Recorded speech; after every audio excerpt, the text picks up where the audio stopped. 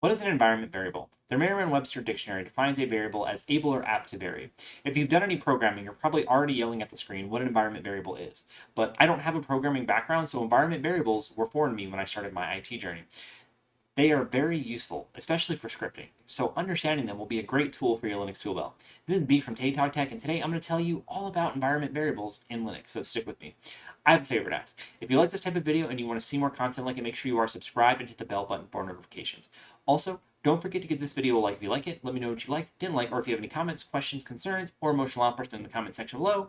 Lastly, make sure you stick around all the way to the end to get the most out of this video.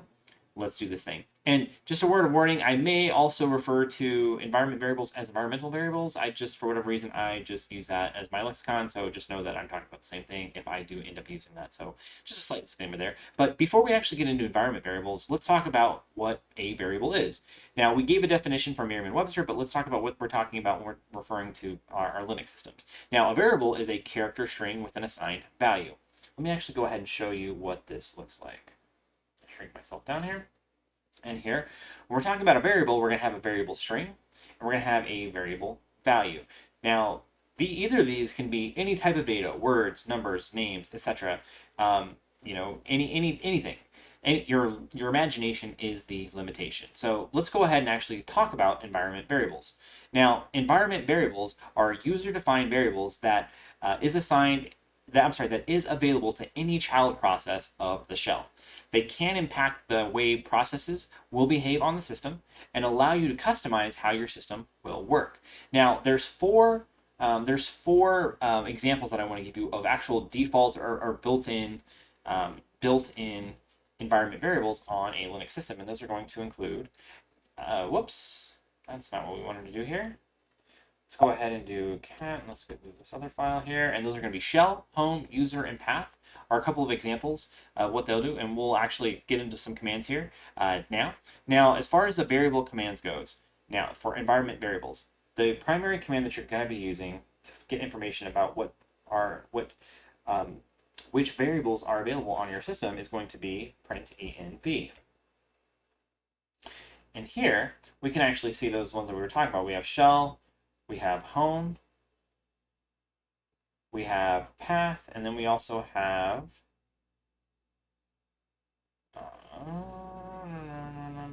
user. There we go. Lost there for just a second. So yeah, we can see those there amongst other ones.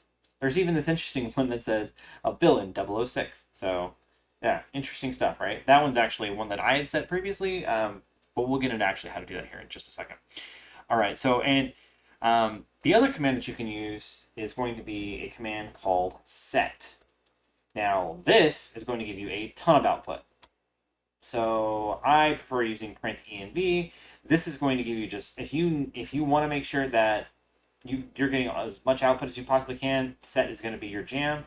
But you're going to have to filter it. So if we just do grep user, we can see there that user's there. You're just going to have to parse through the output in order to be able to get that. So let's go ahead and continue.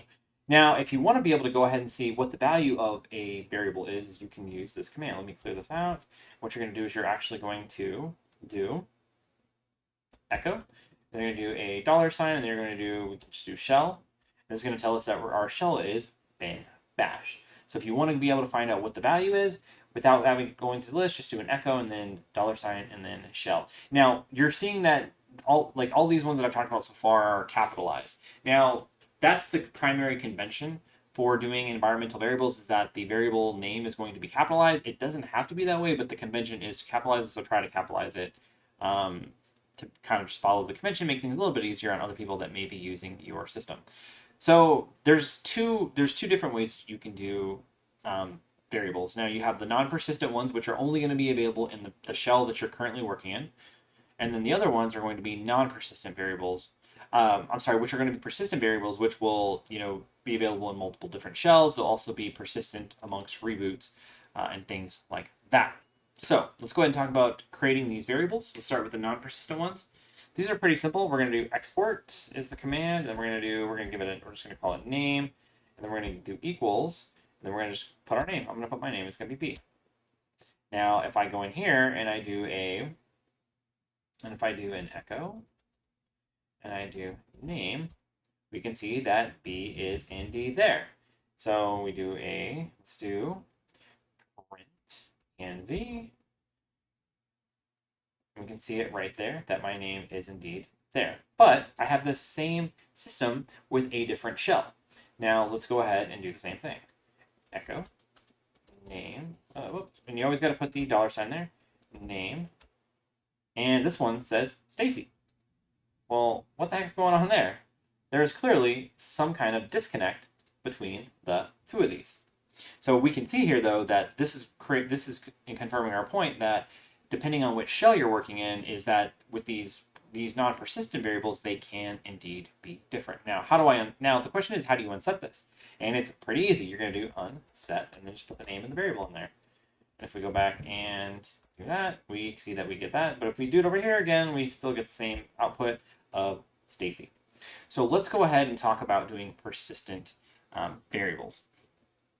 Now you can do it at the user level, or you can do it at the system-wide level. Now at the user level, you're going to be updating the .bash rc file, which is the configuration for your bash session. Now, what you're going to do is clear this out. And we're going to do vim, and then we're going to do .bash rc, and just make sure you are in your home directory. If not, you'll need to do the full path to your home directory. And we can see here, oh, look at this. Down here at the bottom, I have this little section called env, and we can see that export name is Stacy. Oh, okay. Well, yeah, we definitely don't want that, so let's go ahead and change it. Let's change it to Alec. All right, and then what we're going to do is we're going to go in here, we're going to do save it. All right, perfect. Now, let me show you something here. Something interesting is going to happen when we echo it again. We just updated it. Why is it not working? Well, it's because we're going to need to refresh our shell. Now, what we do to do that, we do source.bash rc. Now, the reason we have to do this is because when we launch our shell, is the file, the .bash rc file, gets loaded just that one time. If not, then it's just going to continuously be reloading, causing unnecessary resource use on the system. So we have to run the command source.bash rc, and then now if we go ahead and do the echo, we can see that we are indeed getting that name. And we would do the same thing over here. We would do source.bash rc, and then we would do the same thing as we did before, and now we get Alec. But if we come over here, this one right here is we're actually logged in as a different user. If we do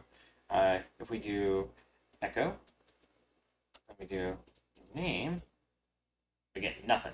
So we can clearly see that this does not transcend to other users. It's only going to be our user. And you'd have to do that if you wanted different variables for different users. You'd have to actually manually go in there and set those variables for those users.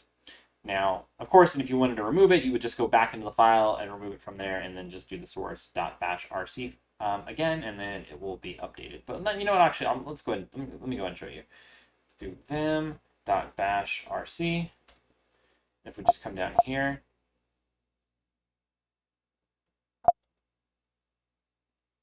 we're going to go ahead and do that. We're going to save it, and then we're going to do source.bash rc.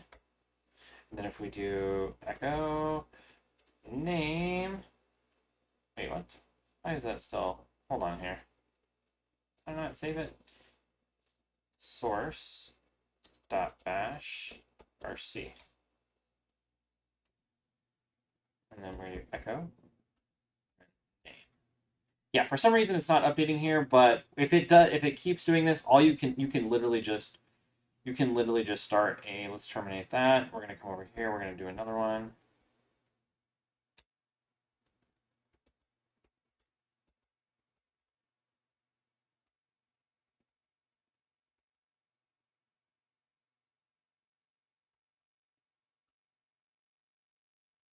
And we can see that it is indeed gone. I don't know why it worked the first time but not the second time, but that is a way that you can do it. And maybe it's because I'm working in a virtual machine, possibly, but worst case scenario, you just have to go ahead and go back in. So we could have also probably just signed out and then signed back in. That would have potentially also reset it, but here we are.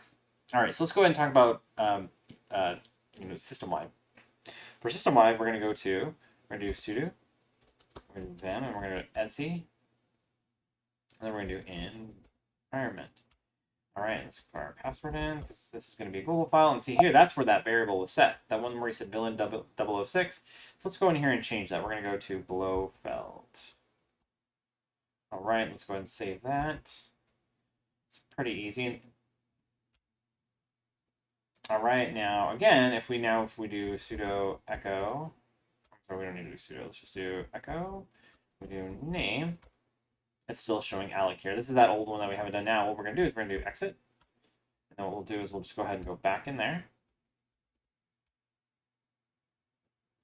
And let's clear this out. Let's do echo name. And why is it not doing that?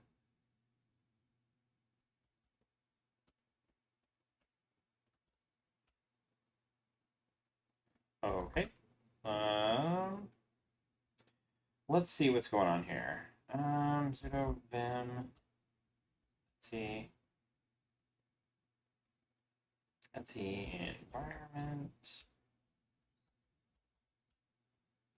Yeah, it's still there. Oh, you know what? I'm sorry, and I apologize about that, guys. I am a complete goof. It's because we need as villain. So let's go ahead and do echo villain. I can spell it right. Let's go over here. And there we go. We saw that before it was 006, and now it is showing as Blofeld. So it has indeed updated properly. Now, if we go over here to this guy, we can just do exit. Then we can do the same thing. We're going to do to this other user, which is user 1. Let's clear this out.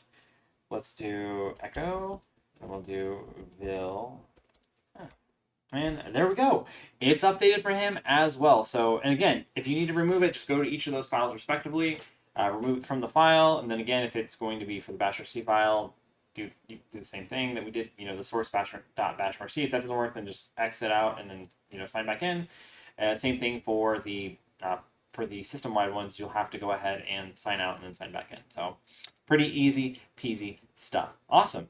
Yeah, great. So that covers environment variables in Linux. So now when somebody's talking about it, you're going to know exactly what they're talking about. Check out the other videos in my TatOG Explain series, or if you're caught up, check out this other video instead. Remember, mistakes make you better. You saw me make them in this video, so keep on making them. I know that I got better after this video. Thank you so much for watching, and have the greatest of days.